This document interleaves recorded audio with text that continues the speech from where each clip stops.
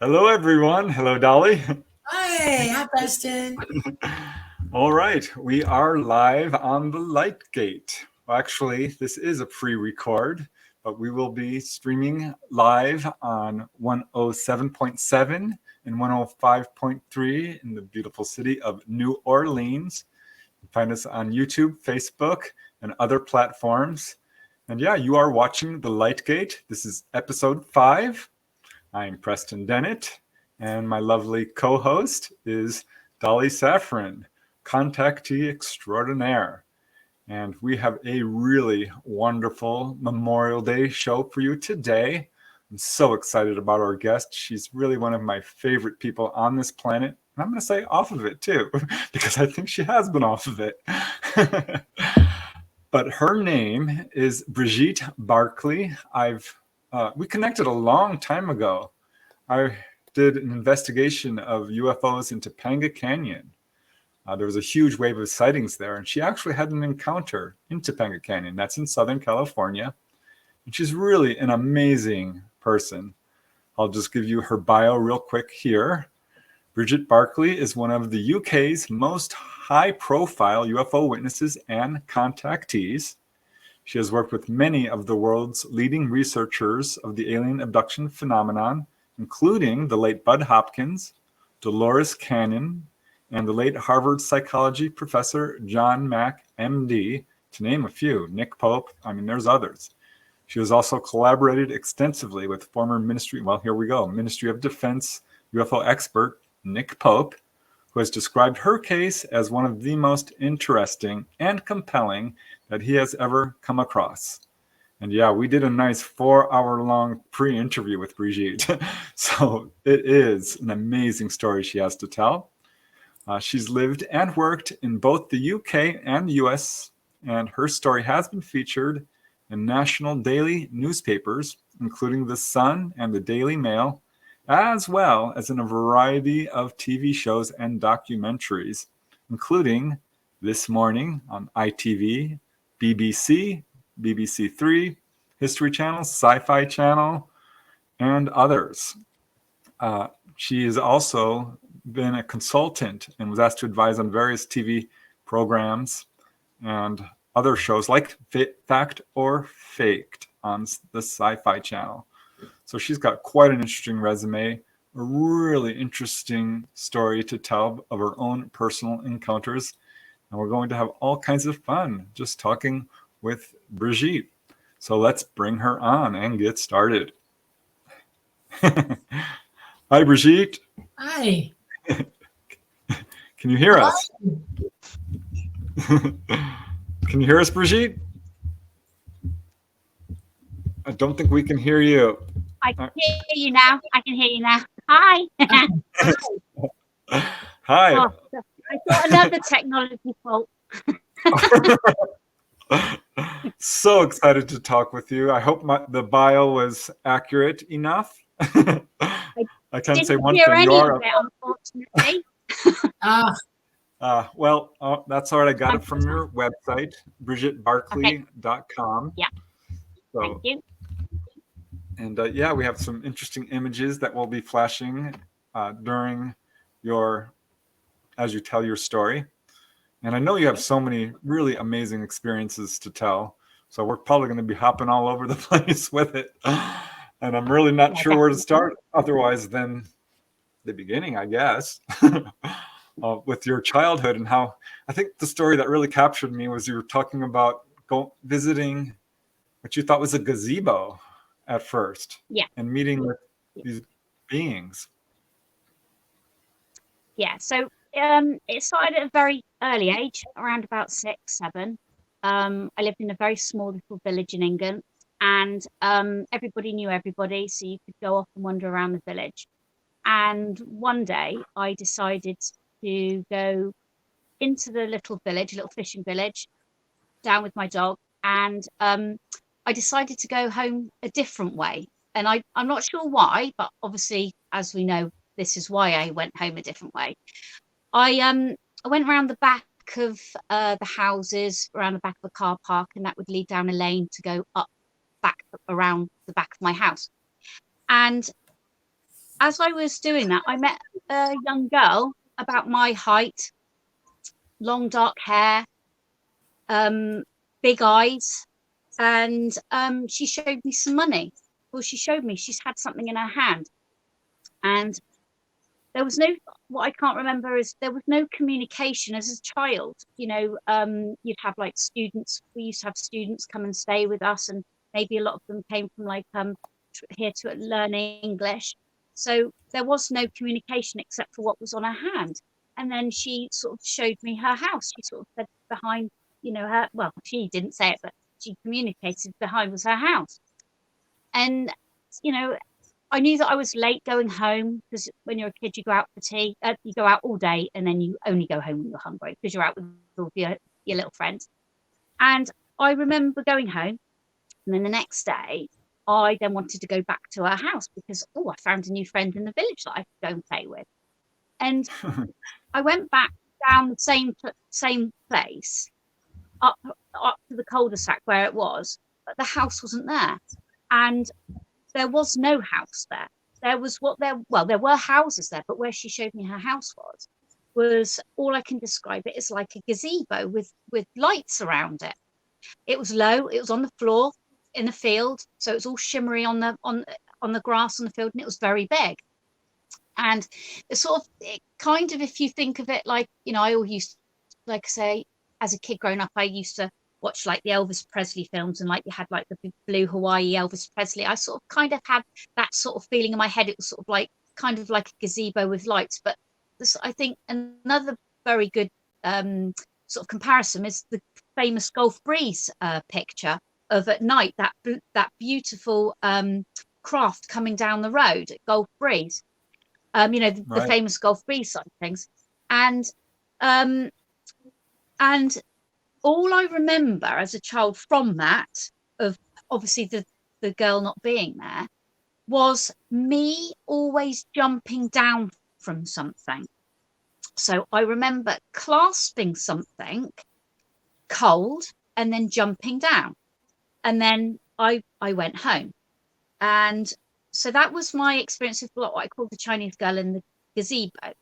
And later on, through hypnosis with a few people, Dolores Cannon that I've worked with, and Bud Hopkins, it wasn't a gazebo, it was a craft, and it was a being that I would been familiar with before. So that is the Chinese girl in the gazebo, sorry. but I did remember the jumping down, and I could never understand what the jumping down was. So is that something that only happened once, as far as you can remember? Yes. Of that encounter, yes. As a child, it wouldn't be unusual for me to be out in the garden and being told to come back in the garden at night. It wouldn't be unusual if I shouted, to members of my family, he's here and he's back, because there would be a man at the bottom of my garden by an old well that we had. And he was sort of like a mysterious man. He was dressed all in black. He used to stare up at the well, up towards the house. And many a times, my brother, my cousin, my brother's friend Andy would run after him, and he would totally disappear. But where I used to see him, it would be like he was on a film dolly, what they put the cameras on, where they sort of slide very quickly. I'm not sure what the word is for them, but he would just sort of like go in backward motion. And when I did a conference with Nick in 2001, he sort of described it, Nick Pope, when we spoke at Leeds conference, he described it like in Buffy the Vampire Slayer, they were called the gentlemen, that were sort of men in black, but slightly tilted, and they would just glide. And you're sort of quite familiar with like humanoids, flying humanoids. It was very strange like that. I wasn't afraid of him. I don't recall being up close to him. Just he would be staring at me. I would know that he'd be there. I'd go to the window and I'd shout, he's here and he's back. Yeah. Wow. Well, going back to gazebo thing? Did you go under hypnosis to recall? Like, Yes. did you recall anything that happened, say, in the? I'm assuming this is a craft. I mean, if you saw beings, did you recall any going inside or just coming out of it? Well, with Dolores Cannon, when did I do the Dolores? Dolores, I worked with her in '97, so quite some while ago. My encounter in Los Angeles, in Brentwood, the big UFO encounter that has got me into all this, and how I met you, Preston, by stealing your UFO poster in Topanga Canyon. Yeah, we'll get to that. Yeah, but it's, with Dolores, the hypnosis took me in a different direction. It took me as I wasn't allowed to remember lots of things. My time wasn't now for remembering. With Dolores, all I had was beings that would be, as I was lying down, I'd have beings looking over me. And yourself and Dolly spoke about it on your couple of Sundays ago with Preston Dennett. And we were talking about the eyes and the lenses on the eyes. Well, to me, they were lenses on the eyes. They were like, they were looking at me, and they were like stagnant green eyes, like just watery, stagnant green eyes. And I would be looking at them. My eyes would be sort of like hurting to look at them. And then they pulled them back. And you've got this book that's that's my book collection. But I then had Slits Fry. Oh, wow. Yeah, this is a great book. This is an absolute great book, isn't it? Yeah. So I think that was better one of it. But so they revealed their eyes in the Slits Fries, and I was so frightened by it under the hypnosis of Dolores calming me down, and because I was suffering from very, very bad headaches at the time, since I came back from Los Angeles in '93, and it was it's a blocker. It was there to block me, to remember things. So not so much came up with Dolores. It was more with Bud, but me and Bud didn't really talk that much about the we didn't regress too much about the Chinese girl. We regressed about the other encounters and the Los Angeles encounter that I had. Well, you know what fascinates me about that encounter is how you perceived it as a gazebo, because I do have another case from a guy in West Virginia who was driving with his family, and they drove by what they thought was a house, and he actually shouted out, "Look, it's the flying saucer house," because it was on stilts and it was around silver, and that's how they perceived it. Of course, they did go back and it wasn't there. And there's another case like that in Arizona where an elderly couple looked outside their house and like, hey, look, someone built a house overnight, and it had little lights all around it, and it was in this fenced off field, and they were going to go out there the next morning and check it out because they had no idea how that had just dropped there without them even noticing it. And of course, when they went out that morning, it was gone. And they're like, huh. Wow. And one more case like that just reminds me, it was a guy I know who I interviewed was driving through the desert, and he had just burned his hand on the radiator. The engine overheated, and they drove up to a hospital out in the middle of the desert, nothing there. Went in, got treated, went back, and they're like, well, let's go see if that hospital, of course, wasn't there. That was a UFO. So it's interesting to me how people can perceive this as just a normal human structure. And another thing that I find interesting is you mentioned it's a bit headaches. Like Taken, isn't it? Steven Spielberg. Like the famous Scream memories. Right. And another thing I just find interesting, maybe Dolly, you can comment on this, is because you're talking about having headaches. Because I think Dolly, you at age 14 are trying to remember. You had this headache. Oh, I had a giant headache. It would not stop. It was making me violently ill, and it impeded me from doing anything else until I sat down and started trying to replay.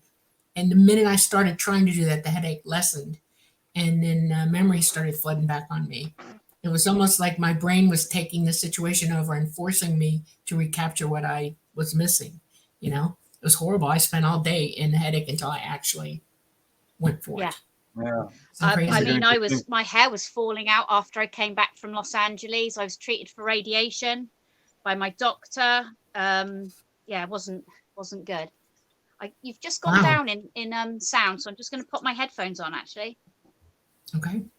All right. I can't hear you. Yeah, guys so I'm wondering if the headache thing is related to the whole process of trying to get through that wall of amnesia. I mean, that's what it sounds like to me, because Well, you both had pretty Dolores, much the same experience.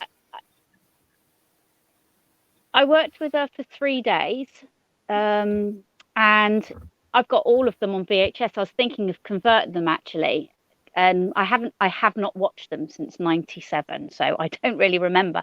But I was thinking of having them converted and putting them onto my website. And I was thinking of doing bits of that with Bud's hypnosis. So it'd be interesting, because obviously whatever I regressed back to, I've totally forgotten again. Until all I remember is, until I'm ready to know.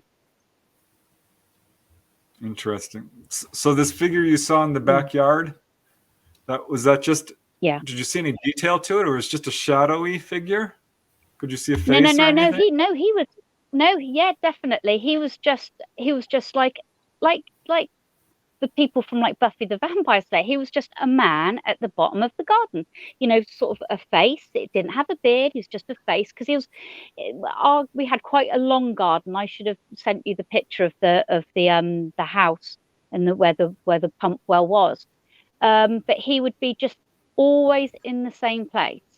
And I think from memory, it was about 4 or 5 times it had happened. And we then left there when I was 10.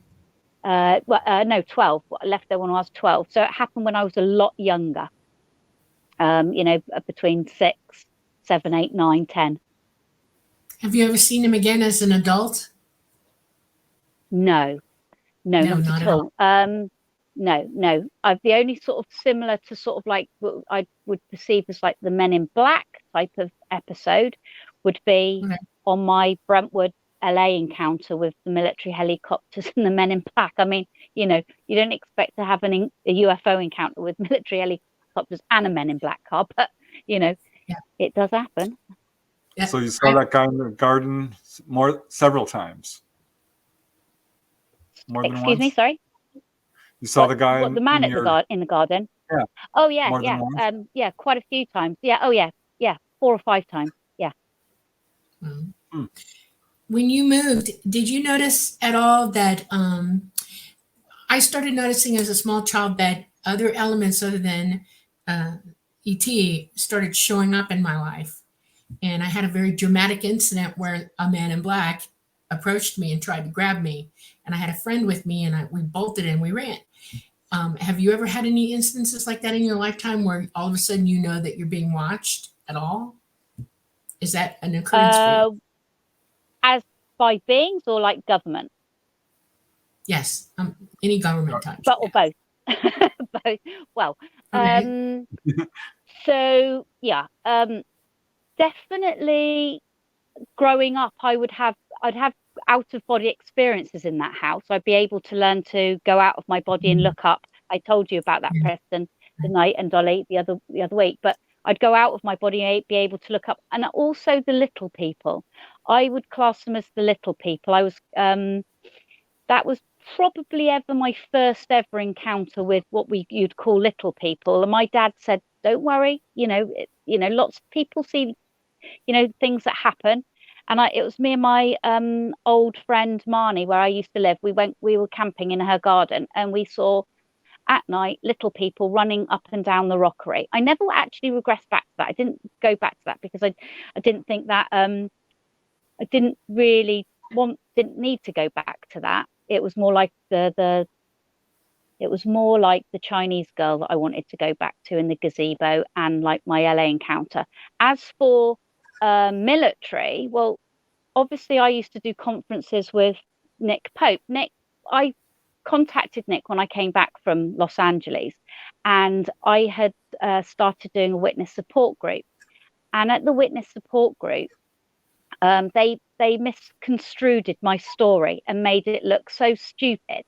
And I got so angry because it wouldn't, I'm thinking, no, you've made me look like a fool. The girl sees UFO, blah, blah, blah. And I'm thinking, I'm not having that. So I had contacted, my very first people that I contacted was people in MUFON and a guy called Ken Phillips. He was in England. He was a very well-known researcher in England. And he sort of like took me under his wing. And we used to write, back in the days, we used to write letters to each other. And I used to go up and visit him. And he told me who I could get in contact with. And then I got in contact with Nick. And because Nick worked at the UFO desk in London, between, I think it was 5 years that he was there at the desk, I contacted him and I said, listen, you research and you go and speak to people that have had UFO sightings from pilots and witnesses, and more credible witnesses than the typical person next door. They've misconstrued my story. Would you please put something in the paper? In which he did. And so then the guys from the newspaper said, oh, okay, all right. And then I wanted to go and meet Nick, and he was at a conference in, I think it was, well, I don't really remember. I think it was Bristol or Wales or something, but that's where I first met him. And then I told him about my encounter. And he said, very interesting, the fact that it's military helicopters, a men in black car and a craft right on the Los Angeles freeway. And at that point, I contacted MUFON. I spoke to Walt Andres on the phone. I've kept every single record of every letter that I wrote to somebody, every phone call that I've had with somebody. Well, back then, I've got the Walt Andreas in, when we spoke. And yeah, I just wouldn't let it lie, because even though I'd had encounters growing up, this was a really different encounter. This was sort of like the game changer for me. I'm thinking, no, I am not going to sit down. This is too incredible what has happened. And I was with a witness at the time. I just thought, no. And back then you had UFO magazines. There was lots of magazines out. The internet was sort of like starting out. I contacted you, Preston, via mail. You and snail mail back in the day. And I then said to you, I'm ever so sorry. When I lived in Topanga shortly after my encounter, I was one of the ladies that took down your poster that was in Topanga Canyon. It had a UFO. If anyone had seen a UFO, please contact. I never had the guts to contact you at the time, but as soon as I came back to England, I thought, right, I'm going to do this, and I'm going to do it properly. Well, before we get to that, just going back to your childhood. So were you connecting this all to the UFO phenomena at that time? Or was this just, you didn't interpret it? Were you thinking these were UFOs, these are ETs, or?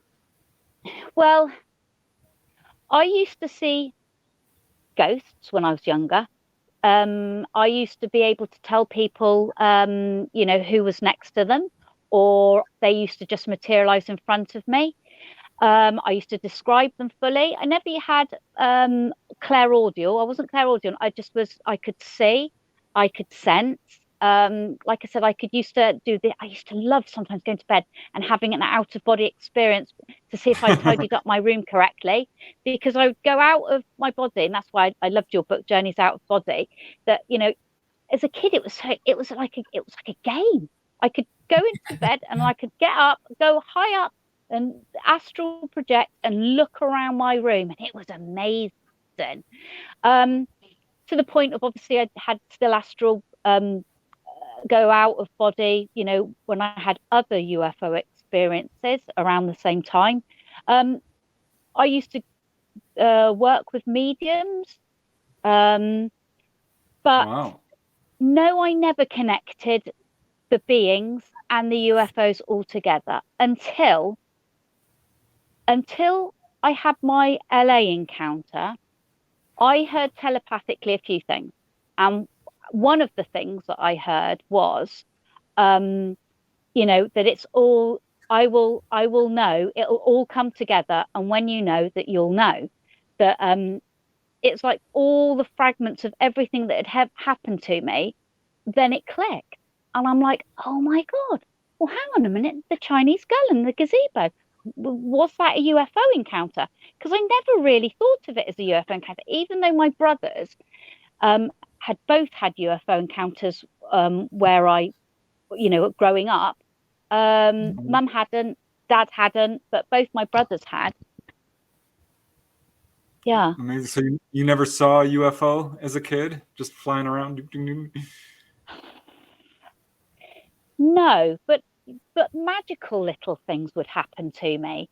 As you know, there was a great weird thing that happened to me as well. I used to that in the same village. There was like a council estate. You'd walk out of my house up a hill, through some fields to the council estate. I had some friends up there. We'd go and play in the day, and then at its home time, I'd walk home. I'd walk through the council estate, walk through the fields, and there was a little lane, a very small little lane between the lane and then my school, then down the hill, and my house was at the bottom of the hill. And I remember walking through mist, fog. It was just like fog and a mist. And I'm like, I was really scared. I'm like sort of rushing. I mean, I've got goosebumps as I say this, but I had well, I have got horrible when it happens, but I don't think of that encounter very often. But you know, something definitely happened there. And I've read many a books where people open the doors, or there's a rolling mist that's rolling towards you, or you know, and something happens.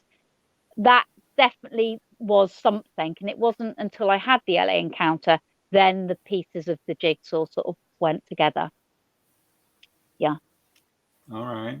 Very interesting. Well, yeah, let's go to the LA encounter, because that's the one that is so amazing.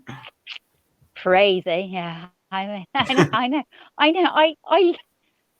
I'm blessed by having that encounter, because it's, you know, I think all of us are, aren't we, Dolly and Preston? You know, all of us that have had UFO encounters. I mean, how amazing.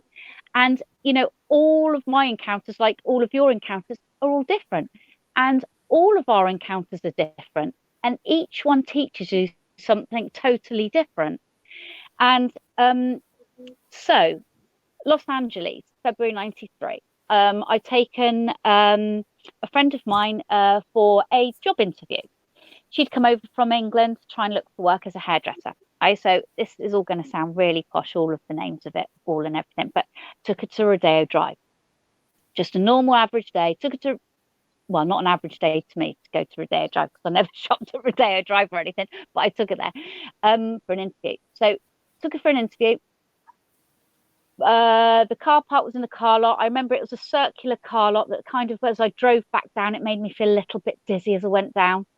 Drove out of Los Angeles, out going towards on the 101 and 405 towards Brentwood. My area that I had to get to was Brentwood. Beautiful day, around about 10 to 6 at night, really lovely. Windows are down, just come off the off ramp. And I've just come off the off ramp. As you go down off the off ramp, turn around, and I'm now coming up, and the freeway is to the left of me. The Holiday Inn is over the bridge to the left of me. I can see it. I've got a car in front of me. I've got her, my friend. Well, her name's Jane, or it's Kelly. That's another discussion. And she's next to me. And prior to coming up the off ramp, I have what I feel is like the most like butterflies, adrenaline, my stomach. It's like a build up to something, like something's going to happen, And my hands, because we're at sort of like just about to stop the car, because there's lights there before you go over the bridge, and there's a car in front of me. My hands are so heavily gripped to the steering wheel, like you wouldn't be able to, the world's strongest man wouldn't be able to prise them off the steering wheel. And like the feeling of like, what is it? What is this? And I'm not talking to her. And then you've got the part of your car, you've got your windscreen, you've got that chrome part of the bar, and then you've got which would be the window if I had my window up, and it'd be part of the door. All I remember is seeing something very silver just there. So on that sort of like that, on that triangular bit there. So then from that, I remember then just putting my face right up to the windscreen pretty much. And all I can describe it as is like this craft that's about like 45 foot in length, massive silver structure. And I know everyone says it, it's like you feel that you can touch it. It was that low that it felt like I could touch it. It was probably about 10, 11 meters away from me, if that. Above me, it was just by the car in front of me. So it's just probably the height of like the traffic light. It was that low. And I'm looking at it, and I then swear. Oh, I go, what the beep, and I go, my God. I'm like, oh yeah, well, we got a picture. There you go. Oh, see, there's my beauty. Courtesy of Jim Ryan. We did an animation for that, but that's what happened. It was like that. So now I'm looking underneath this craft, and you've got that beautiful orange there. That was like exactly like that, and I was looking at it, and it had no wings. It had no foliage coming from it, and it was sort of like gliding. Like it was so heavy. I mean, God, how could it be doing this? Well, I had no wings, like nothing coming out from it. It wasn't emitting anything, wasn't making any noise. And because I've swore, we're both now looking at it, and it's now going sort of like over the other car. It's going over to the right, and it's going towards UCLA College. So now I've got one car in front of me, then it's probably a car away at that point, and then it's just at the bridge of the freeway, and then it goes towards right towards UCLA over by some trees. So I mean, you can imagine, like, I not saying anything, absolutely mesmerized with her. We're seeing this. The car in front's going forward. I then go forward. I know that I can't make a right, but at this point, when I say like a telepathy type of thing, I've been told that or whether it's just like human instinct, like hunter-gatherer type of thing, I thought in my head, I've got to go up high. I've got to go up high. And I knew where to go, which I didn't know where to go because I don't know Brentwood that well. I'd been to the movie house there for a movie premiere once, but that's it. I don't know Brentwood that well. So as the car in front was moving, it went over the bridge to the left. I'm following it, and then I remember turning my head round and looking in the back window, and all I can say, and I always say it on it, but it's true, it's like seeing the back arse of it going through the tops of the trees. And still at that point, there's no wings, there's no foliage coming from it. And I've obviously still got that horrible feeling in my stomach and like the shakes. So we can see it. I then turn around, and then I'm like, I gotta get up high. So I drive, to just to the right, just over the bridge, just to the right. Holiday Inn's above me. I drive up that hill. I then get up to the top of the hill, and I say to my friend, I said, look, we're both going to get out at the same point, at the same time. We're both going to point in the same direction where we think it went. So obviously out in America, you drive on your left, but you drive on your left in your car. So she's next to me on the right. We both get out the car, and we both point in the same direction. Well, as soon as she pointed, I'm like shaking. I'm like, so there's the Holiday Inn there. That's the bridge that I went over. And so I drive up high behind the Holiday Inn. So at that point, the Holiday Inn is directly down below me on the left as we're pointing, because that would be pointing towards UCLA. And I'm like, I am absolutely like, I don't know what to think. I'm not saying anything. I'm like in shock. I'm like, I can't see it. It's gone. And I'm like shaking. Now, didn't drink alcohol back then at all. Just smoked Marlboro Lights. Bad. California and all that, really bad. But so I remember then it's totally gone. We can't see it. I then drive down the road, make a right, go round the corner, and the house that I need to go to is just around the corner. I pull into the driveway, and there's lots of synchronicities with my UFO encounter, this UFO encounter, with other UFO encounters that I've had. They all kind of sometimes go back to this encounter, which is quite bizarre. But as we know, everything and all of this is connected. And so I get out of the car. I remember being really shaky. I remember holding myself up literally by the car, walking and steadying myself on the car, knock on her door. And she says, no, trying to be silly and being English. And, would I like to come in for a cup of tea? And I went, no, something has just happened. I'm going to go home. I then get back into the car. We're still not talking, me and Jane. And I go and pull my car out, and there in front of me is now this car. Now, my dad's had classic cars all of his life. I've grown up with the most beautifulest and the most weirdest classic cars all my life, and I love all American cars and all of that. But this car was in front of me, and this car was then again. It was like I was told, as I saw this is being put here so I don't forget. Because you can forget UFO encounters, and we all know that you can forget UFO encounters.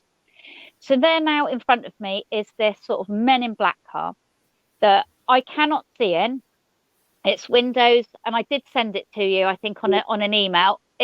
The windows were so thin, it was jet black, black. I couldn't see into it, and it was there. I mean, that's the closest sort of resemblance to the car that I saw. And it was just like, it shouldn't have been there. And I know it's Los Angeles, and I know it's sort of like not far from Hollywood, and you've got, like movie sets and all of that. But it was like, I've already been frightened, and now I'm being frightened again. And I know my cars, and I know all of that. And as I'm looking at this car, and I've been told in my head, it's been put here so I don't forget. And I'm like, oh God. So it then moves off. Then it moves off, and I'm then back in the traffic, and then I am going around the road, and I'm going down the road, and then I'm going back onto the freeway. Now, because my window's wound down, I can just hear this roaring noise, and it's just roaring. And then I look up, and it's 4, 5 black military, no numbers on it, no nothing, helicopters going straight towards UCLA College. Now, one of them was so close to me that I remember seeing the rivets on it. It was that close. And I think me and Dolly had a talk about this. Dolly asked, how was it flying? Well, it was tilted, as if to say it's in pursuit, and it was going, and it went straight in the same line as where the craft had gone. I remember driving back to my apartment in the Woodland Hills, and the synchronicity between this encounter and my other encounters is I had another UFO encounter here in England, and it was the day that Corey Haim had died who in the film Lost Boys. Corey Haim died in the same apartment block in the Woodland Hill Oakwood apartment where I used to live when I had this encounter in Los Angeles, and on the day that I had a UFO encounter in England, if that makes sense. And also the synchronicity someone pointed out to me of the apartment I went to was 9/11. The actual date of it was 9/11. And obviously my encounter happened in 93. So it was just a bit of another weird sort of like synchronicity. But I remember putting the TV on and seeing if there was anything on the news. I remember then seeing Jane looking at me in the mirror. And then the next day, I just said to my boyfriend at the time, Billy, who I had UFO experience with back here in England before, that you can forget, because I forgot that UFO experience. I just guys, you're not going to believe what's just happened. And I couldn't actually physically tell him. I did tell him in the end, but it was, I then, after that, I was so freaked out. I left Los Angeles after a couple of days. I then went to a place called Aptos in Santa Cruz, and went there for a bit. And then I moved to Topanga. And then in Topanga, I had another UFO encounter, hence why I stole your posters from your thing. Yeah. Before we get to that, could I ask you a question regarding? It's really unusual to have that close of an encounter, daylight on the freeway. Yeah. Were there other cars around at the time that you were? Yes, there was. Well, what I can't believe is no one else has come forward. And even though the girl that was with me, she left about 2 days later, and we never heard from her. We couldn't even track the girl down afterwards. You know, Billy knew her parents. Couldn't track down the parents. We couldn't track down where she was, because she could have been stayed out in America and was living out there. I tried to track down where she used to work in London. You know, it came as a dead end. The car in front, well, you'd hope they would, but no one's come forward with the same encounters that I have had. I have a burning people question. staying at the Holiday Inn. Yeah. Did she say 2 words to you in the car at all? And after she got out, I mean, did she say Not anything? really, no. Not really. No. Yeah. All I remember, you got to remember, I was in such shock. The only thing that I said that probably came out pretty much sensible was, we're both going to get out at the same point at the same time and point in the same direction. I mean, I don't say stuff like that, I'm a bit quirky, but I did, and she did point. We didn't talk on the way back. And all I just remember, Dolly, is her face in the mirror looking at me and me looking at her. And then I was so frightened after a couple of days, I just needed to get out of LA. I didn't want to look at anything. And then, like I said, then I ended up in sort of like Topanga Canyon, UFO capital, when it was having Topanga, heat wave. So all these years have gone by, okay? Yeah. And you remember how you felt it approaching. You felt the fact that it was there. Do you have any other overall impression of why you saw what you saw? Is there anything in your mind that left an impression on you in any way, shape, or form that gave you an idea of why this happened the way it did? Well, I believe that I had this encounter, such a big encounter, so I can be talking with you, so I can be talking with Preston, so we can talk about our UFO experiences to everybody. That, this is now, listen, we couldn't do this 10 years ago, 15 years ago, 20 years ago. My mum, when I came back from America, what on earth are you talking about? It's so important. I know that it involved military helicopters trying to intercept it, so I had that encounter, so I can go forward and talk about my UFO encounter with other experiences. That's what I am. I'm the same as yourself. I don't call myself an abductee. I've had all of my encounters have been fine. I have no problem with any of my encounters. None of them have been negative. Even the man at the bottom of the garden, wasn't negative. Okay. Well, so did you, when something comes that close to someone, when someone has a sighting that's within 100 feet, I've come to learn that that's usually more than just a sighting, that there's some level of contact there beyond just seeing it. So did you have any dreams? Did you have any sense there might have been missing time or anything else that might add to that?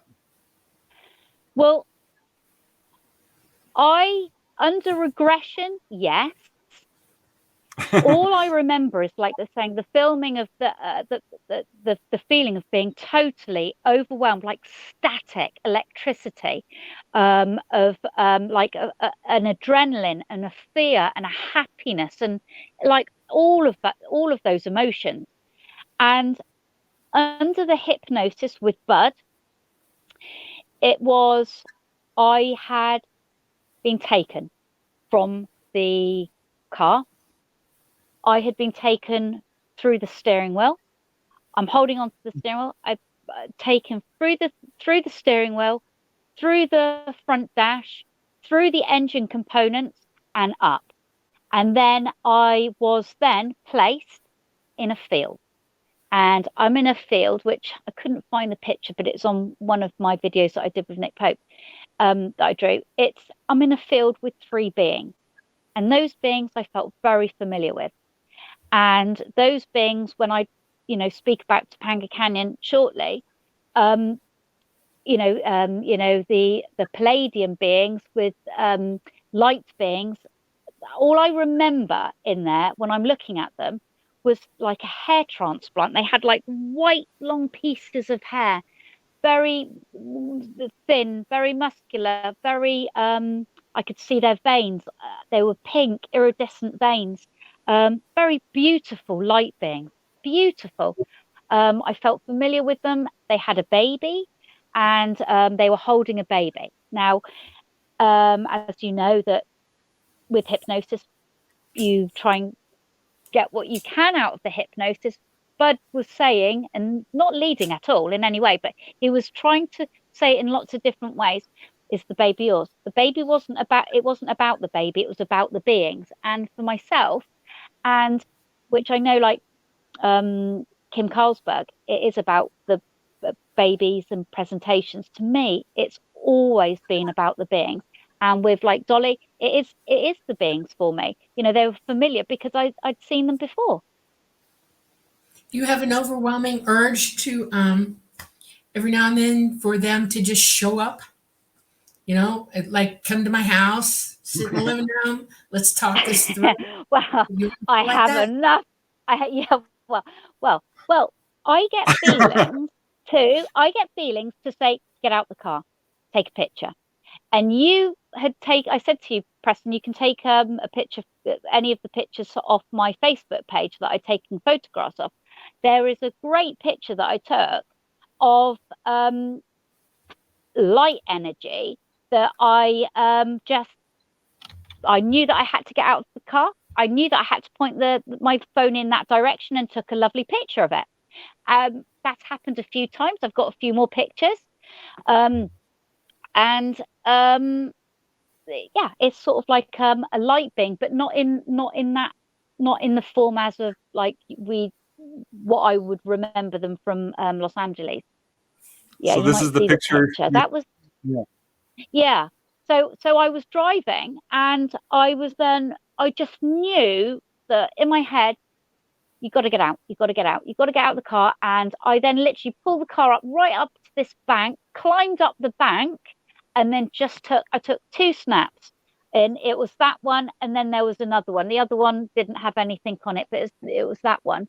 And then I've taken another one in the evening, late at night. I sort of like woke up, had been reading, and then I went online and then was talking to somebody, and we were talking about walk-ins.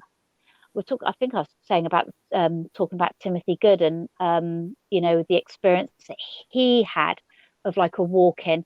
And then I just felt the urge again to take a photograph, and I hadn't sent you that one, Preston, but you can probably see that one on my Facebook page. That one's there, and it's What do you think this one is? I mean, did you get any sense of what this?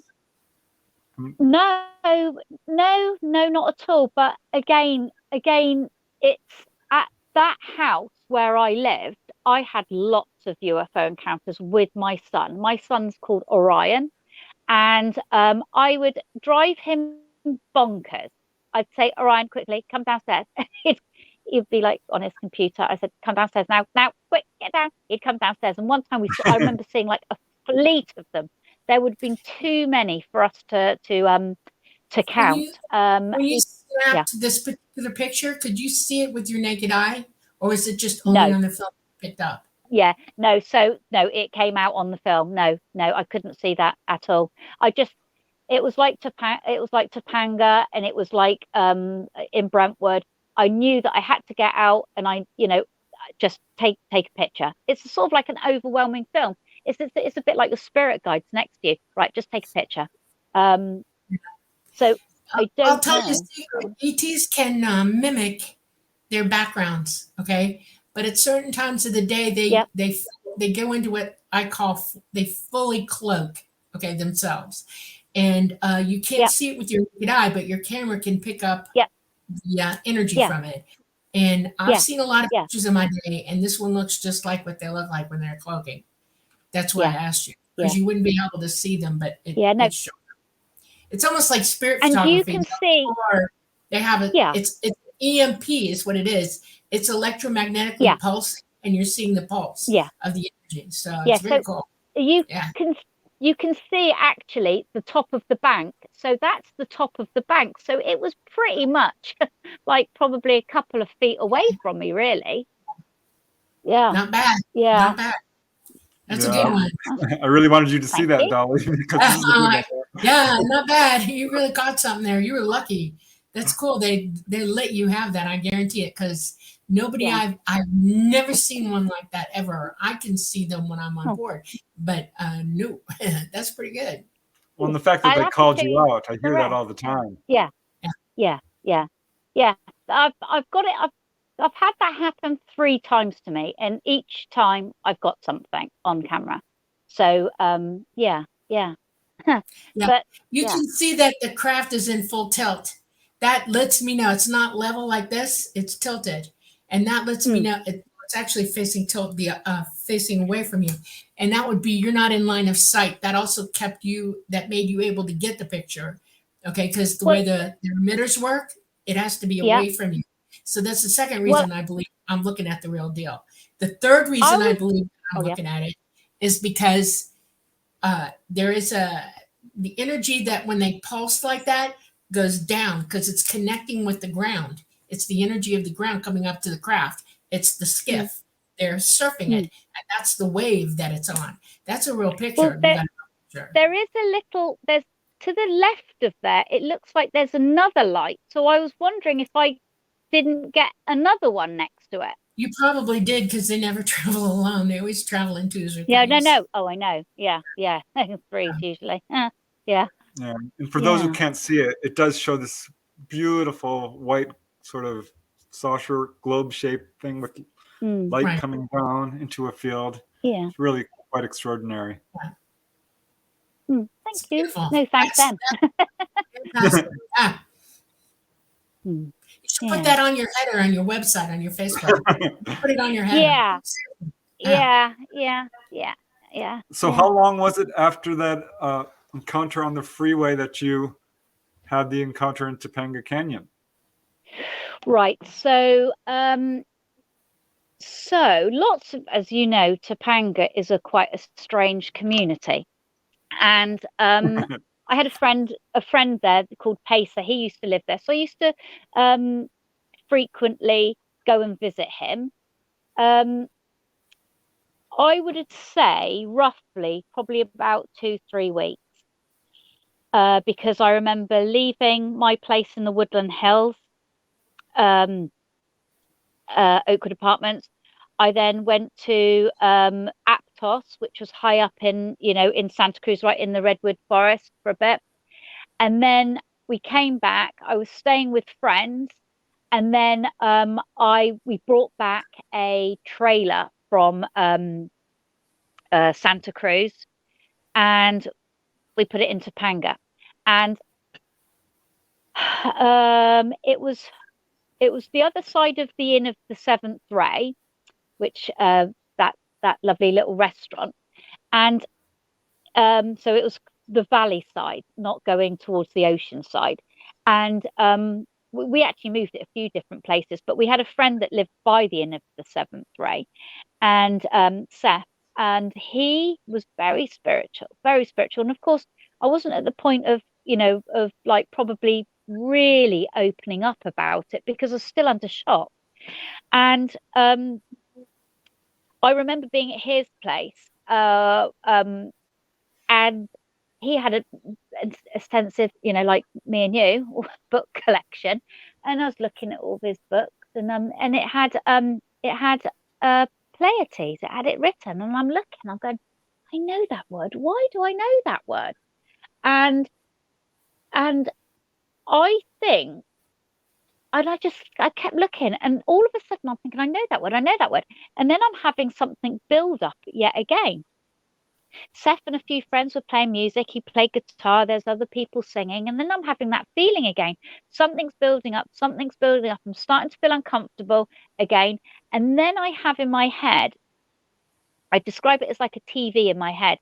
It's like I'm looking at tones like on a heart monitor, going up and down. And it was like a frequency was going fat to thin, fat to thin.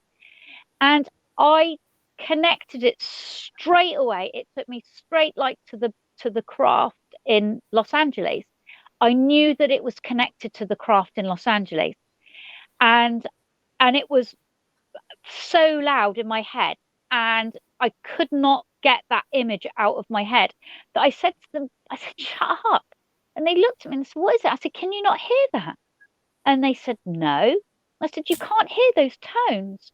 And Seth said so calmly to me, he said, B, you know what that is, go outside.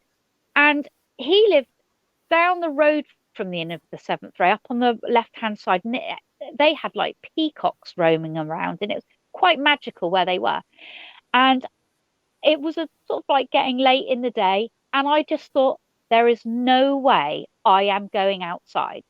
Because it was like I was being pulled to go outside, because I knew that if I was going to go outside, I was going to have another encounter. And I was not ready for an encounter. I knew that it was sort of like them sort of like calling me. And I was like, no, I'm not putting myself through that. And so I didn't go. But I did have unusual things happen to me in Topanga. And had to go and see Dr. Roy a few times, because there were things that just wasn't medically right with me. And I did go to see him, and which, because he was your doctor at the time, wasn't he, as well? Or you knew of him. And I knew of him. He had an encounter himself. I interviewed him. Oh, no. Oh, yeah. Yeah, there was the big wave of sightings during that time. Yeah. Of course, from June 92 to June 90, through 94, and really beyond. Yes, because my encounter in LA was February 93. It was the end of February 93. I don't know the date. I don't know the exact date for it, but it was the end of February 93. So I would have been March 93 in Topanga. So I was like in eye of the storm, basically, at that point. And that's amazing. Oh, you have to pass that encounter to me, and I'll have to read that. That's quite extraordinary. Yeah, he basically saw a point of light moving swiftly across the sky that clearly wasn't a shooting star, because it was far too continuous, too slow for a shooting star, too fast for a plane. And it was on the actual night, June 14th, 1992, where some 30 people throughout the canyon in different locations. Actually, that number is going higher over the years. Saw stuff. Wow. So you were, like you say, in the eye of the storm, because cars are being chased on the road. Yeah. These couples were landing in the fields. I sent you some great pictures throughout the years. Obviously, I've collected anything that kind of resembles my encounter, or I could sort of like have a similarity to. And I sent you an email with like 3 really good pictures that were taken over the Pacific Palisades, and obviously down above Lucky's, the store down on PCH. I mean, real close encounters that people have taken these pictures of. So it was all happening around that area, wasn't it, at that time? Yeah. Yeah, exactly. So we are at the midpoint of the show, so we do need to take a very quick station break. Dolly, do you want to do that? We are coming to you live. Well, not live streaming, because we are pre-recorded from the United Public Radio Network and the United Paranormal Radio Network, coming to you from New Orleans. It is 107.7 FM and 105.3 FM. And we just want to say hello to everybody out there. If you're in Radio Land, I hope that we're describing it properly to you and to everybody else who's watching us. We are in chat tonight during this show. So any questions you might have, we will answer on there. And that's it. Back to you, Preston. Yeah, so you were describing, yeah, I've got a photo that we're going to flash on the screen here in a second of the one of the UFO over Lucky's. I know this photo. Yeah. So Yeah. this is similar to what you saw. Yeah. Yeah. Yeah. Yeah. I mean, yeah, if it came above, if it was above that car in front of us, yeah, but that's a lovely, lovely picture. Definitely. Yeah. And I know exactly that where that is. I've been in that Yeah, store. so do I. Yeah, so have I. Yeah. So that's and then there's another two other ones. I mean, there's quite a few that I have found, but I sort of like quickly sent, because if you think about it, where that was, Topanga was only behind it, really, wasn't it? Yeah. You know, that's down right on the beach, but Topanga was, you know, over the hill, literally. Yeah, so that's very, very close. And this is what a lot of people were describing to me as well. But you said other strange things happened in Topanga Canyon? Yeah. So I remember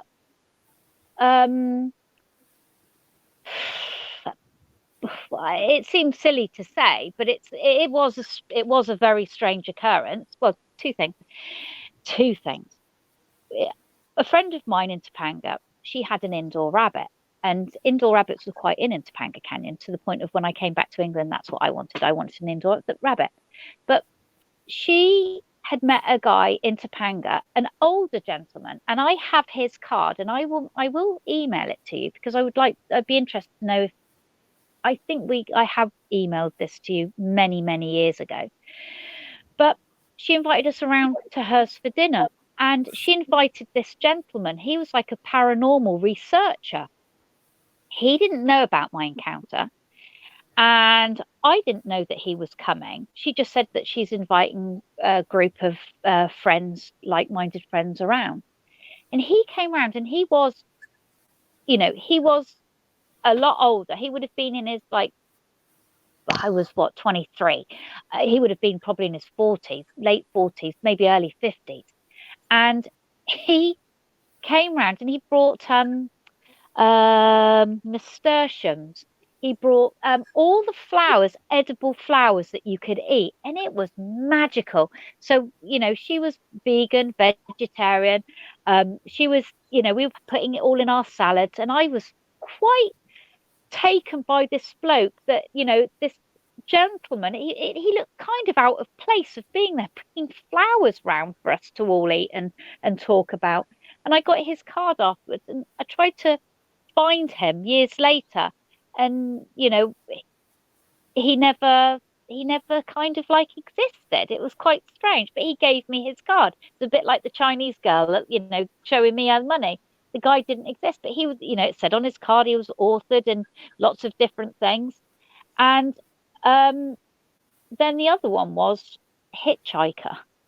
Like, I don't know if you looked into the link that I sent to you about Ontario, Canada. The gentleman that has the audio with Nefertiti, the Bigfoot, and his encounters. Well, it was kind of like that in Topanga, because it's so long and so windy. You do pick up people that are hitchhiking. I mean, Willie Nelson lived down the road. You know, it's hippie country to Topanga, totally. And we picked up a hitchhiker, and my friend was driving. I'm in the middle. We open the door. He comes in the car, and my God, I just didn't look to the right anymore. I just looked straight forward, because he wasn't right. There was something very unusual about him, and he didn't say anything to us. We got to the bottom of Topanga, where the Topanga home shop was, the Topanga stores, the homegrown, I think it was called. And we dropped him off there, and then he got out, and then it was just like the most strangest experience. And we afterwards, we just both looked at each other and goes, what on earth was that? I mean, he had hair everywhere. I mean, yes, he could have just been a hairy hitchhiker, but there was something very, You mean like on very his arms and peculiar. legs and everywhere? Like hairy Oh my arms God. and- I wouldn't even look to the right. I was too, I'd say I was being polite, but as soon as he got in, I'm like, shit. And I just looked forward, and then we got to Topanga's store, and we just opened the door. Well, he opened the door and he got out and he just walked off into the night. It was like, oh, thanks. Yeah, Topanga. But lots of people have had lots of strange things happen in Topanga. Yeah, I interviewed one guy who said he was driving along up on the higher ridges, Observation Drive, I think it was, and came upon a gentleman with a telescope. And he just stopped to see what he was doing and looked through the telescope, and it wasn't a normal telescope. It was extremely advanced technology, and the guy just kind of hinted that he was not from here. So, I've got a few stories of those. There's a lot of them. They're not my they're not my personal stories, but I've heard stories like that from other people. Sadly, a very good friend of mine, Robbie Graham, sadly passed away. He'd always wanted to see a crop circle, and weirdly a crop circle appeared near his house. And it's not sort of the country where you'd get the crop circle. I can't remember what the crop circle was called. And Robbie went to it, walked around it, went out of the crop circle, and there was a gentleman dressed in the wrong attire, dated like very 1950s, glasses, shirt, how he was wearing, had sort of like the camera around him. And Robbie said to him, you better go down there, go over the gate, walk down the field, and there's a fantastic crop circle for you to see. And Robbie said to me, it was like the guy couldn't speak English. He didn't know how to get into the field. He didn't know how to open a gate. And Robbie at that point started to feel very uncomfortable. And then he started to walk home very quickly. And the guy was walking very quick with him. And it was a bit like, Timothy Good as well. He'd had an encounters before with at a bookstore, wasn't it? With what he called, like a being trying to be looking like a human. But Robbie said that was the most extraordinary encounter that he'd had. Yeah, well, going back real quick, because there was one story that you referenced it. At the time I was doing the Topanga Canyon investigation, I was going full out. I was going door to door. I was calling up people on the phone. I'd gone to the police, giving them my number, and I was putting up this flyer with this UFO. It says, "Have you seen me?" Yeah. And I was putting up on all the bulletin boards, and darned if those things weren't disappearing as fast as I could pick them up. I know. I know. And you. Now, I heard you. Yeah, me, definitely. But that is how we're talking all of these years later. Yeah, and you're the only one who called him. The only one. Nobody else called him about those flyers. You did. No. Oh, well, I did. Yes. Well, back in the days, I sent him a letter. I sent Preston a letter. But more to the point of when you had Christine on a couple of weeks ago, you were talking about her paintings. Can I show my painting from Christine? Yes. Yeah, of course. Absolutely. Right, let's hope. Because this was from the TV show Roswell High. And they were auctioning a load of things from Roswell High. And I absolutely loved Roswell High, the TV show. So I got this. And then I realized, again, it was a connection to Preston. Because I then looked up who signed it, who had done it. And it said Christine Dennett. And I'm like, oh. And then I had the Art of Close Encounters book. And I was like, what? And then it linked again. So my picture is from Roswell High, the TV show. So I don't know if you can see it. Yeah. Hold it still just a second. Yeah, absolutely. That's gorgeous. I can see the UFO there on the left side. It's a florist scene. There's people standing there. Yeah. Cabin in the back.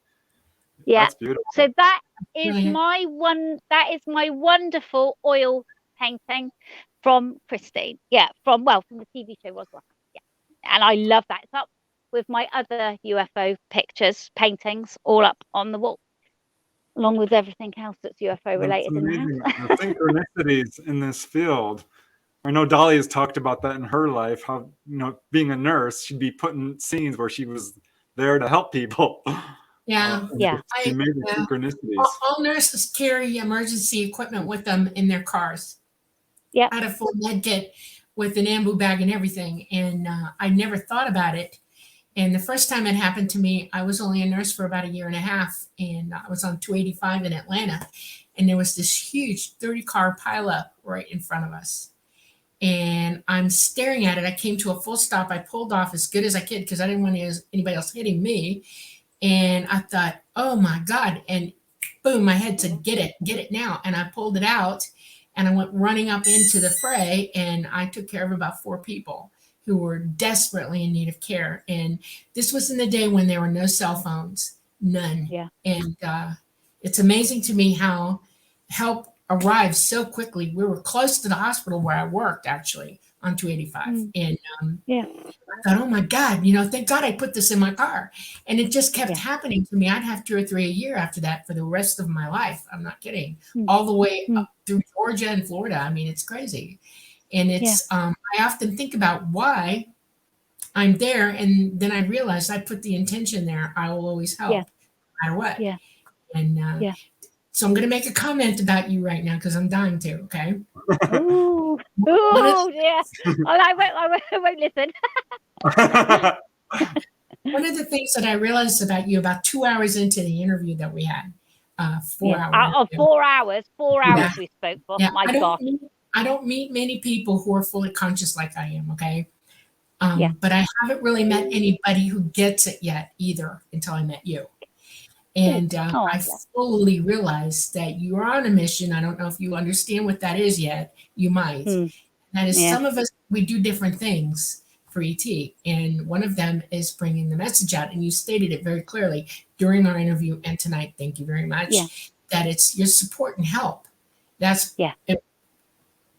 very important. And then I realized that I was looking for a certain type, and then I realized, whoop, I made a mistake. It's not a type. It's anybody with that ability that you have. Okay. Yeah. Your entire life talks to it completely. And I do know for sure that you're going to wake up and completely with everything intact. You won't need hypnosis for it at all. It's just going to happen. Yeah. And you'll know what to do. Well, you said something to me that you said to me that I just need to pause. I need to sort of be quiet and ask to remember. Yes. So with that, obviously I've documented pretty much everything that's ever happened to me, but I also documented a lot of my dream states. And after a couple of days of us speaking, I was sort of like thinking, okay, all right, come on, what do I remember? And I went to some books that I used to write all my journal bits and bobs in, and I've written them down in dream form because I am psychic with my mum. Both my parents, mum and dad, have passed away. If my mum comes to me in a dream, she'll tell me things, and whatever she tells me is pretty much true. And then I've told my brothers, and my brother goes, well, how do you know? And I said, well, mum told me last night. So I have dreams of being on craft. And I remember one in particular that I'm in this craft, and then I'm just going towards the window, and the window is absolutely one of those massive windows. It's all white. Everything's bright white. And I'm looking out, and I'm looking down out onto Earth. I can see Earth, and I can see that that's what I'm looking at. And I just put it down to dream state. So, but the UFO dreams that I have, some have been like where I've been helping and assisting in UFOs and with craft, or assisting and helping because I am that I'm a people person, so I am helping them by doing what they want me to do. It's generally I'm the observer, but I'm there as the observer, if that makes sense. It's a bit like healing, isn't it? That you're there to just sort of transmit that energy to know. It's a bit like everything's okay. you know, and I'm obviously a familiar to like to other I don't say updates because I don't like that word, you know, experiences. You know, we all connect and we all have that empathy and that knowing, and I don't like it when people say, well, I've got a very good friend that's had an encounter that wasn't very nice, and I wish that we were all on that level, which say, you know what, we're all fine, you know, and we are all here to speak our truth, and to say that, you know what, you know, the government, we are the disclosure. We are the disclosure, the people that are having the experiences, Yeah, you know, and thank you. what I hate, let's clip ourselves, you know, well, that's what we are, you know, Yes. we are the disclosure. We always knew that we were going to have the last laugh on everybody. You know, people like saying, oh my God, V, you were so right. The government have come out and said about the Tic Tac, blah, blah. Are you joking me? It's like we are going to have more encounters. You know, I had an encounter in October last year. I had two over a course of a couple of weeks. You know, things are changing. That I'm going to smart myself up. Dolly, I'm going to start videoing, you know, I'm going to start doing these things now, because now is the time for me to do that. If they're consciously allowing me to take pictures, and intuitively I know when they're around and what's happening, I am going to do that, you know. Yeah. I want to tell you know, something. You gotta hear what I'm saying now, okay? If you're seeing things in the sky now, you need to question what it is. Do take pictures of it, because the government are putting their equipment up now, and they're going out with it, and they're showing them to everybody and pretending to be ETs, and they're not. Oh, I know, but you know that feeling, but ET is not in our solar system right now. They cannot be. They would crash. All the crashes over all the years are because our magnetosphere has been messed up. And it got so bad in the last 4 years that they decided that's it. And about a year and a half ago, the last of them left. They are not here. Okay? So if you're seeing something in the skies, it is not them. It is not okay. No, it was, I said it to you. I had gone for a hearing test, didn't I? And it was a vibrational thing that had happened to me.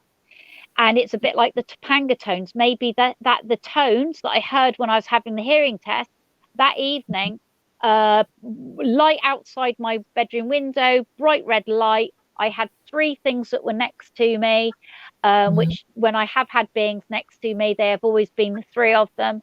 And then about a week later or 2 weeks later, I had, if everyone watches, you know, the hunt, what's it, the Skinwalker Ranch, they picked up a orb, beautiful orb that was just flying through the through a pasture. I had that come to my bathroom window, came up, waited, and went back again. So don't you as have in a picture that of the orb that you gave Preston, by the way? Is Preston? there We showed the best Oh, that's one. the one you were talking about? Okay. Oh no, no. So no, I have got pictures of orbs that I did send to Preston. That was when I was at McMinnville. I went to go and see what I call I do Bigfoot have that one. Andy. Yeah, Andy and his father. His father had written actually a Bigfoot book, and Andy had Bigfoot encounter with his sister. I went to go and visit him. He became one of my sort of Facebook friends, and I went over to visit him because I went to Isetti Ranch as well, and that was quite amazing. I mean, you'd see lights, green lights coming out of, I don't know if it was I think it's Mount Hood, isn't it, from there? Mount Hood, Mount Shasta, Mount Rainier, isn't it? Mount Hood it was, you know, coming out. And then I would say to, because it was Mr. Gillingham, wasn't it? Gillingland? Is it Gillingham? I know who you're talking about. Yeah. It's not. Well, he was just about to go on and do his radio show that he has there. And so I said, look, it's going to go over to that star. And the few people that were there that were all sitting down on chairs, it just went into that star that I said, and then blinked out. And then another one came out. I said, and light's going to now go to that one. So it's like a telepathy. It was either playing with me or I was playing with it. It did exactly what I said. Yeah. So there's the orb picture that you were talking about.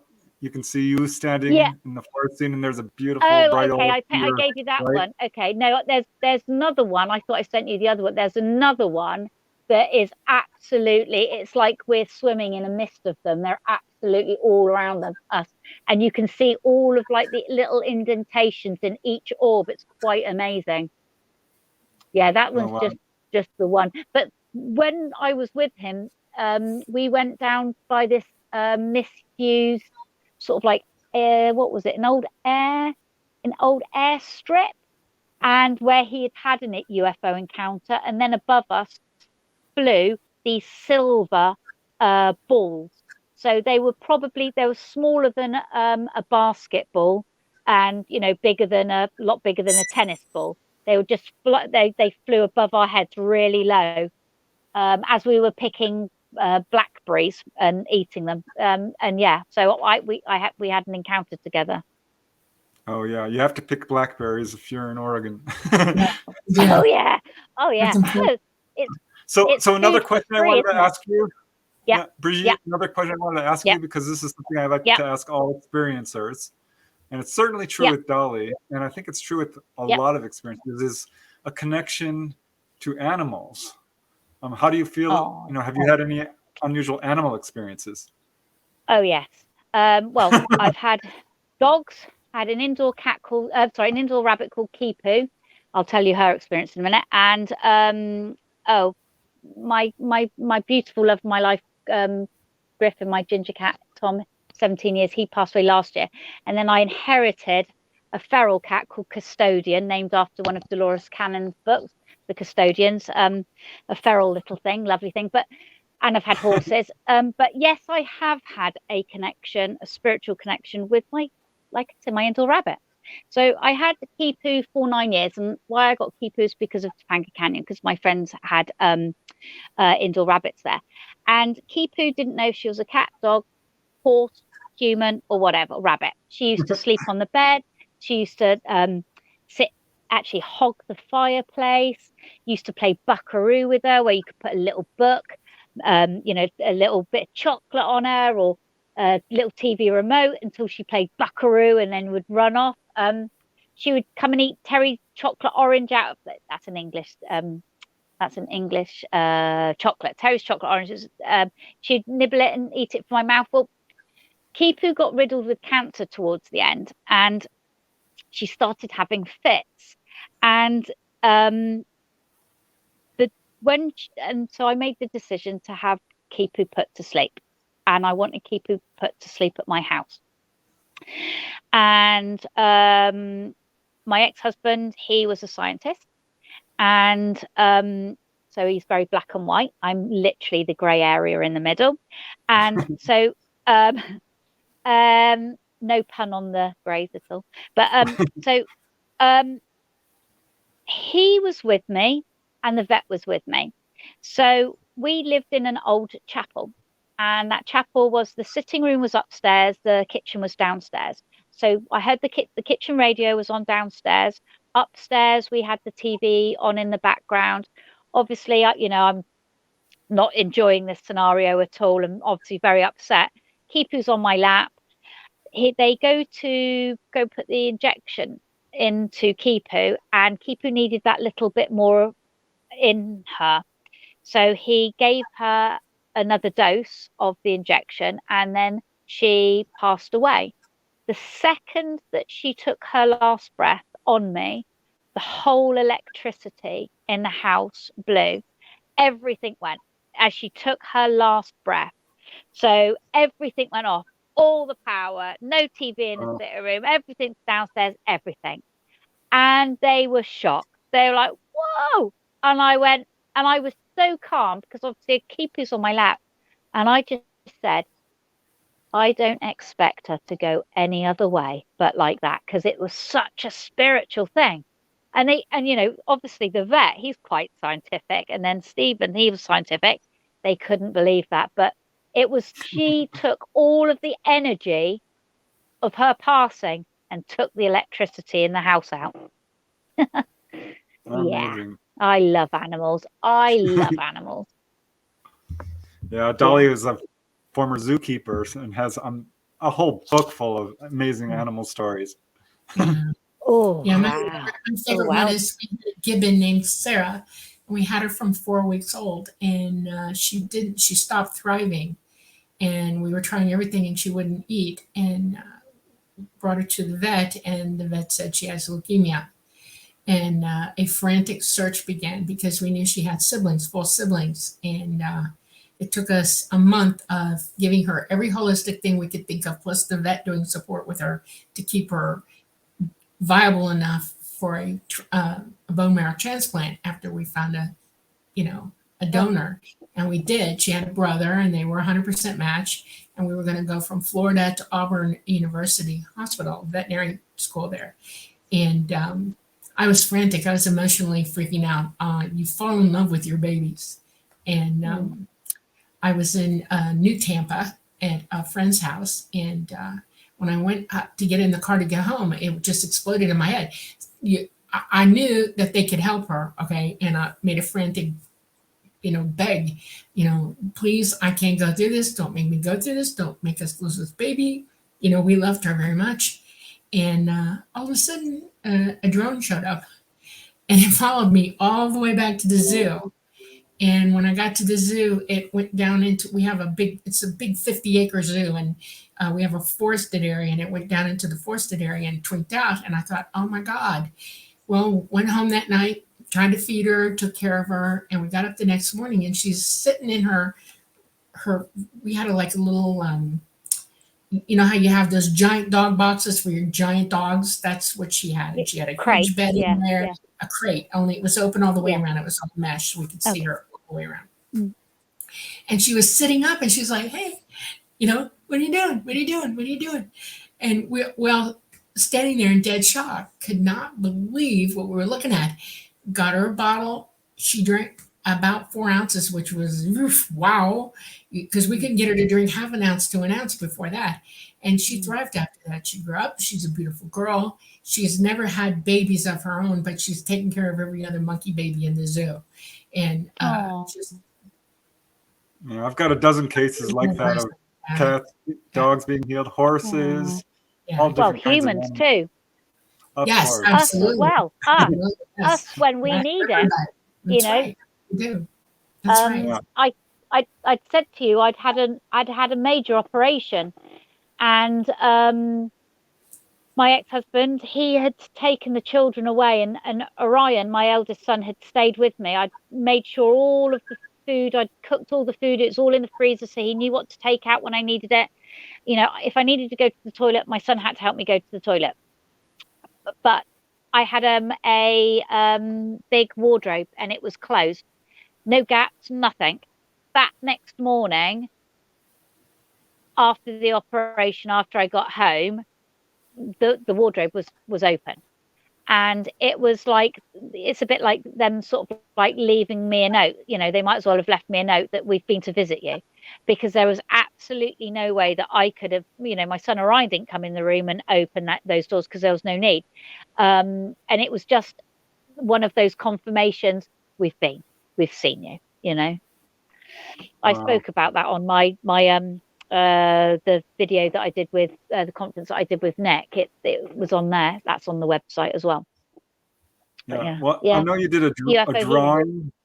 Yeah, you did a drawing of the Greys, which I think is just lovely, and I want to get you to comment on that, because that's going to flash on the screen shortly. Well, I Here we couldn't are. find the other one.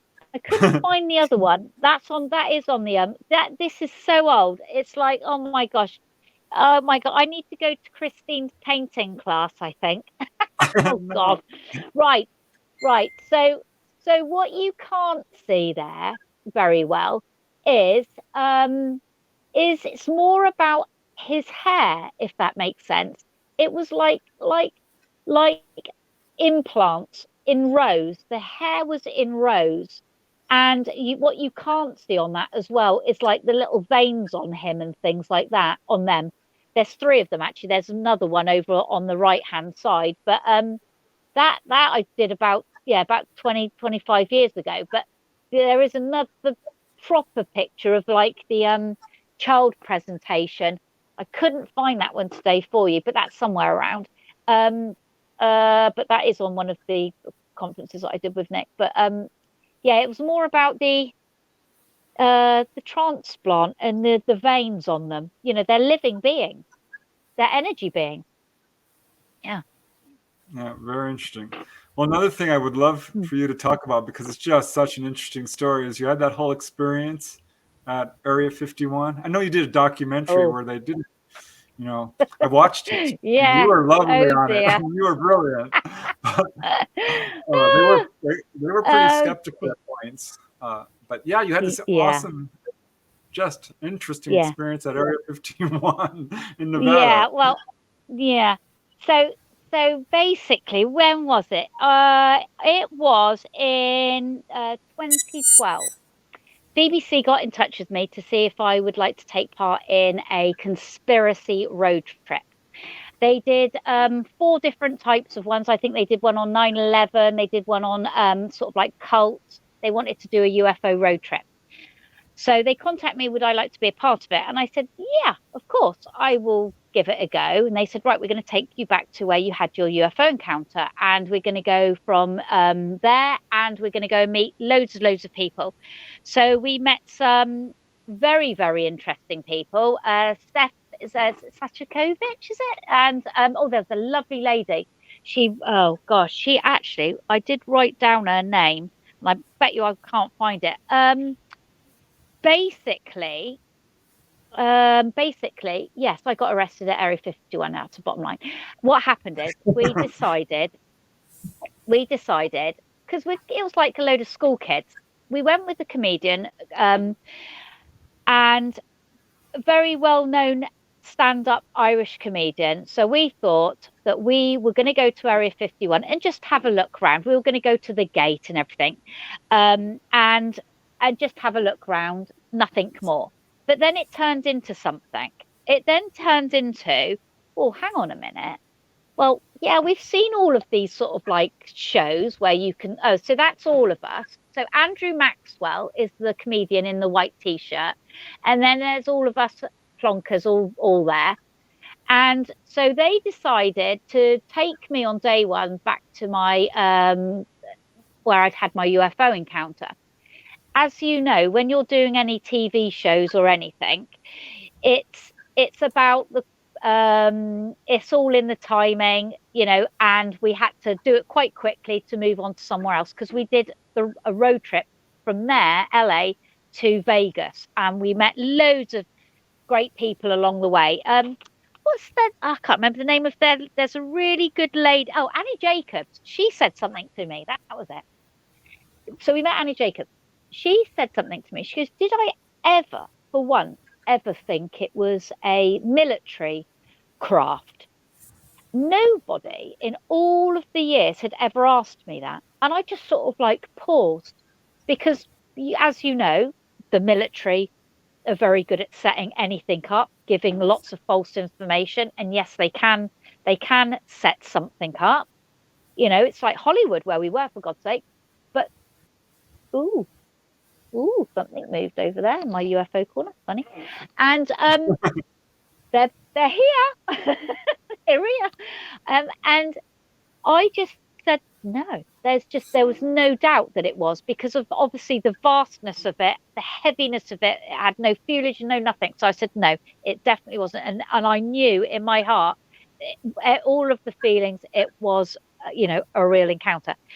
And so what happened is we're at the gates of Area 51, and you've got that gate that goes down, and then you've got another gate that you can see right in the distance, and then you've got like a little building block that looks like a little outside toilet, little shed on the right hand side.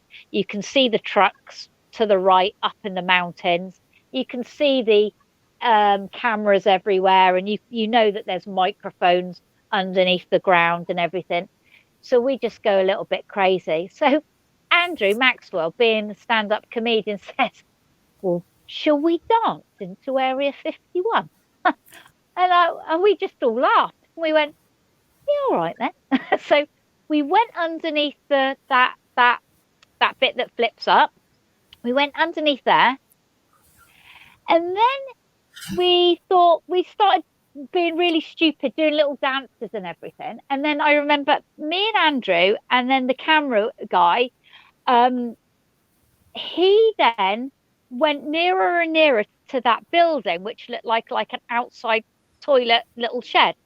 Went nearer and nearer to it, and then we could see there was a couple of guys behind some blinds there, and it looked like they were watching baseball. So I kind of started laughing, thinking, God, come all this way to Area 51, and there's a couple of like guards watching baseball. I mean, that's quite a typical sort of like English thing with guys. And so, well, then we decided, the camera guy, I forgot his name now, and I'm really sorry. He then said, I'm going to go and knock on the door then. So I'm like, well, go on then. Come on, I'll go behind you. So he went and knocked at the door. He had the camera in his hand, like filming. And few of the others, one of the girls ran back to the minibus that was over the other side of the correct side of Area 51. Ran back. She thought, she literally, I could swear, but she thought, right, I'm going back. And all of the rest of us are there. So cameraman's just knocked on the door. I'm directly behind him.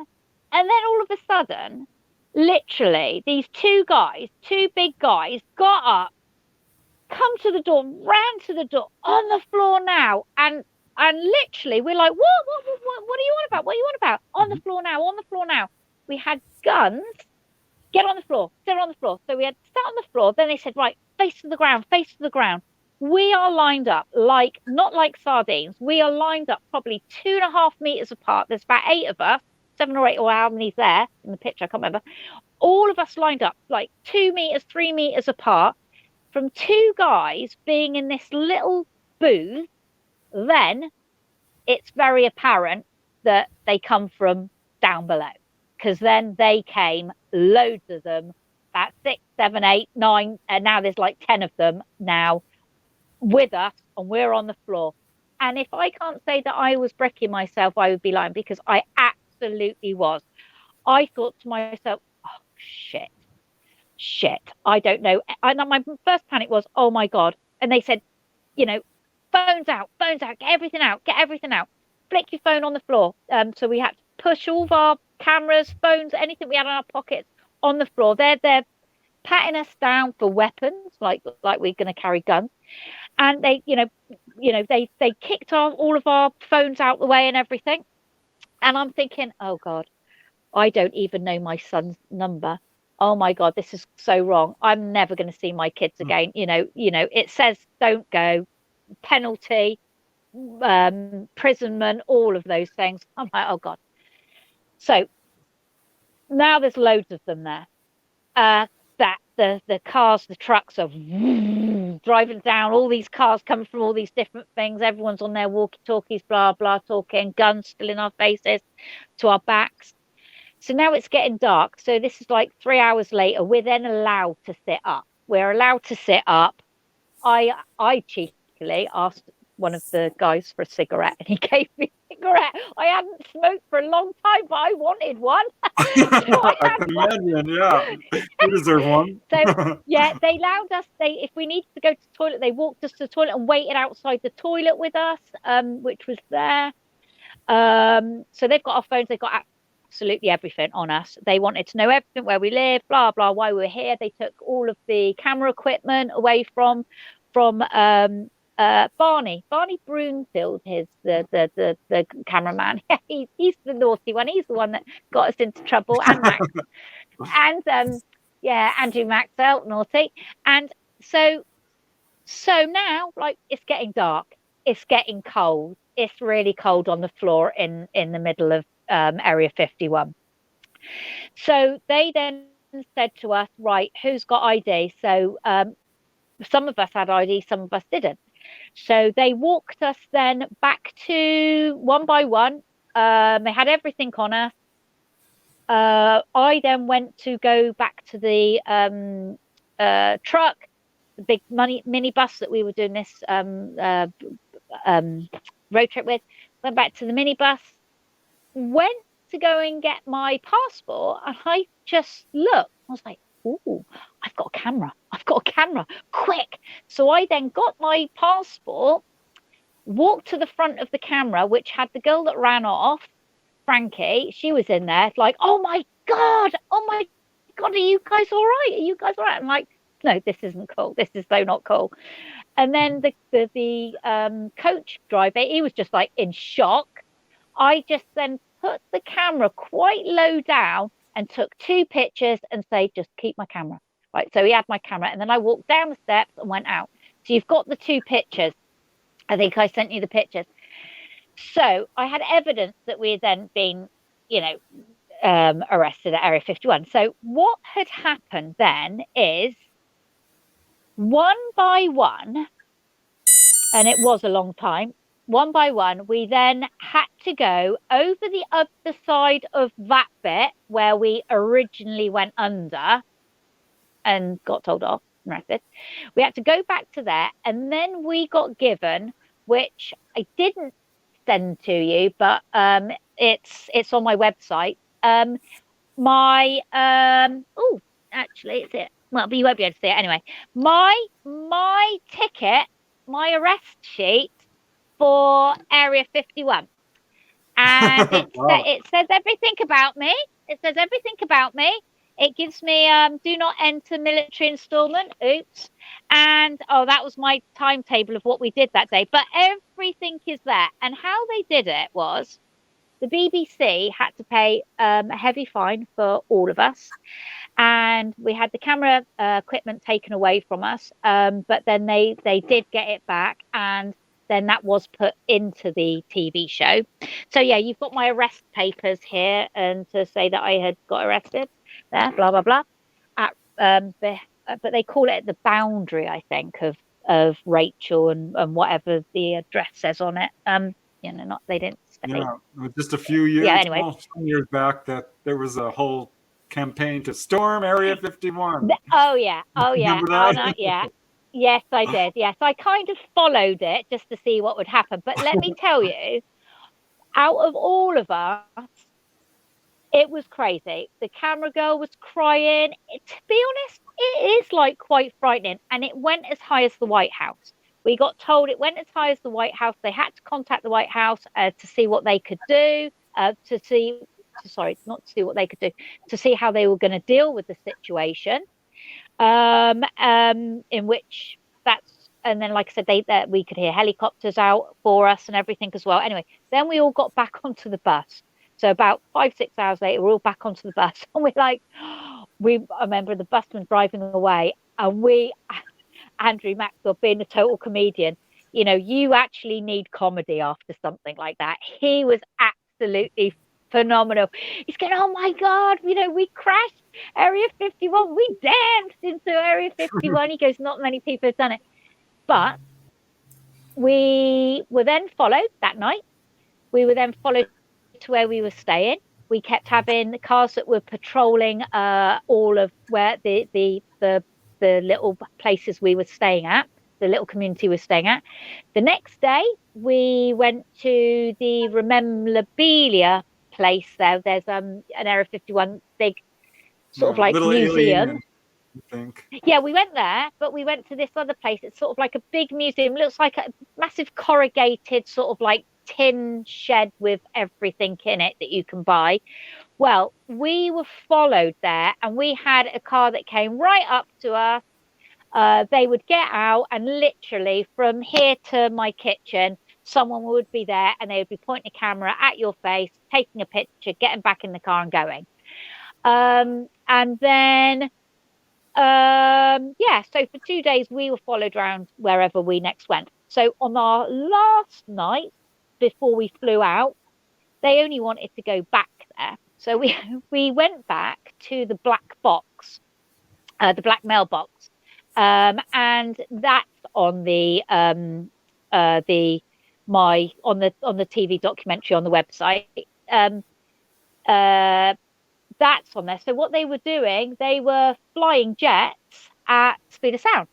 And the guys didn't know what it was. I said, that's a sonic boom, because you could just see the afterburners of it flying. They go, oh my God, what's that? What's that? I said, you're going to hear a sonic boom. And then you'd have the sonic boom. And yeah, well, I got arrested at Did that affect your passport after that? Did that affect your ability to re-enter this country with your passport? Well, no, thankfully. And do you know what, Dolly? I was so scared that it would, because I support all of the American holidays, and I know that this is going to be going out on Memorial Day. You know how fantastic, and I know that I support all the American holidays, because I kind of feel more American than I do English at the best of times. But I was so afraid of that, because I would be absolutely so upset with myself if I couldn't. But no, I've been backwards and forth quite a few times and nothing's come up. No, thankfully. Fantastic. Okay. Oh, well, I think that just goes to show that, Area 1, it shows several things. One, Area 51 is a real place. Those signs do mean do not enter, use of deadly force authorized. But also it shows definitely. Our government is paying close attention to contactees and to the media that covers this in any way. Yeah. So this is a serious subject in the highest circles. Yeah. It doesn't surprise me that we're trying to decide, well, how are we going to deal with these people? This is going to go on TV. Totally. Yeah, definitely. And Andrew, he's been quite vocal about it as well, because obviously at the time, because that was like 2012, he's been on TV shows being a comedian. He'll either put that in his comedy act, because it's sort of like on the tick list, isn't it? It's like, what have you done so stupid? Well, I have done this and this, and I can say that I've done it, right? Yes, absolutely. You've probably done a lot more than a lot of people have in this country at that gate. Oh, yeah. So, yeah. I would never do it again. Probably a good idea. Well, we've got about 15 minutes or so left. And one thing I do want to touch on, because I keep looking at your books, and I've got mine. We've got the same exact bookshelves. So when did you start collecting? Yeah. I mean, I don't know. I've probably got 1,000 books or so. More. Yeah. And when did you start collecting books? And was that like part of your whole journey? Well, funny enough, I have my original book that I bought when I was 15, 16. I used to work a Saturday job in a bookshop. And it's called the UFO Handbook by Alan Hendry. It's just about if you see UFOs, which is quite strange that I've got my original one. And I then remember Light Years came out, the Edward Meyer. So when I had my sighting, and because it was like a Palladian craft in LA, that's how I knew the word Palladian, because in Light Years, for Edward Meyer, he used to talk about the Palladians. So my book is very extensive. So I have all of those all going all up. Then we have all of I don't know if I can see it. Hang on. I don't know if you can. You see it all? I've got hundreds and hundreds and hundreds, and more. Like I think between us, we've probably pretty much got all of them, haven't we? I've got some of the rarest and some of the ones that never came into circulation. Some that are like corrector's proofs, and all of the every single flying saucer review. I never stopped collecting, and so I've been doing it a long time, a long time. So I think a lot of researchers. So I've had Steve Bassett came over to visit, and Mike Cleland, he came over to do some research and borrowed some of my books, and because I got put in, because I had an experience with an owl, and it was UFO related. That went into his book. So people come to me to ask if they can, if I can, photocopy or, for research, because, like you, Preston, we've got a lot of books. Amazing Yeah. books. Amazing books. I love them. Yeah, we did a show previously with Michael Schratt, and he kept asking me, can I come out? Because I had the entire collection of the UFO news clipping service. And I told him about a couple of articles I read. Yeah. So I've got loads of clippings as well, because that's, when I talked to you the other day, you were saying about news clippings. Well, I've got absolutely loads as well. I've got things that I think would probably be more valuable to yourself because they are of encounters here in England. I don't need them. I'm more than happy to photograph them and you use them for research purposes because I got loads. And I also inherited, quite a lot of Nick Pope's books when he moved to the States. So I did inherit a lot of Nick's stuff as well. So, collectively, we've got a lot of stuff. And also I love when you buy books that people leave little notes in it, or they when they write in it, or they've put something in it that's quite personal to them. When you find that in a book, and you just think, only the other day I was in Glastonbury and I picked up a couple of books I didn't have. And in those books, someone had a little clipping in there of about a UFO on the motorway here in England. And it's such an old clipping. And you just think, wow. That's just so precious, isn't it? Yeah, it's amazing. We were talking about how some of the older copies we have are absolute collector's items and worth money. Yeah, totally. Yeah. Horrendous. Oh, yeah. I mean, the value, as it's like classic cars. They're just going up and up. I mean, like you've said it as well.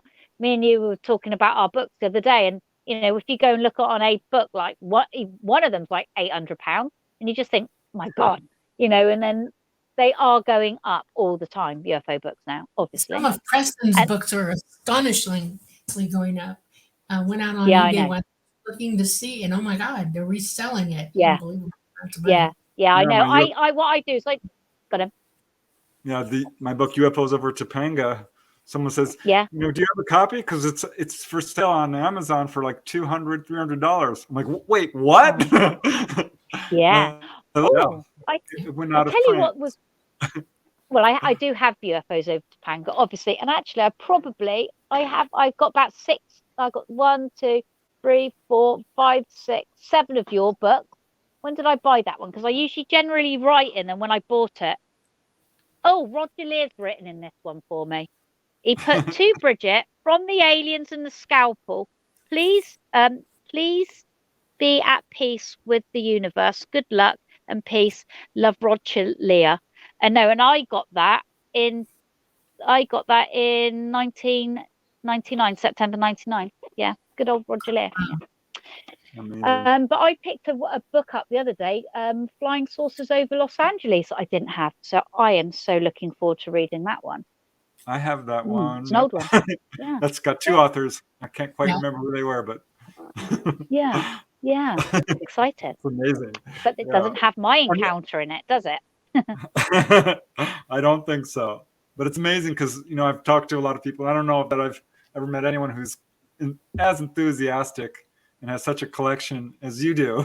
So I am. Share that. I know that it's like having a giant spaceship in the house, isn't it? It's just like amazing. When you came up on the screen when we had our meeting, and I'm looking at the books, and I'm thinking, is that a background or is that really hers? And you said it's mine, and I was like, no, I can pick that. They all move. They all move. I know. I did hear from somebody, and I was so shocked. Someone said to me that during lockdown, people were buying books and books and books to make themselves look more important when they were doing conferences. And I was just like devastated. I'm thinking, because I am such a book lover, I'm thinking, oh, that's just horrible to hear that. That's just devastating. Wow. Well, we have like 5 minutes left. Did we cover everything that you wanted to talk about?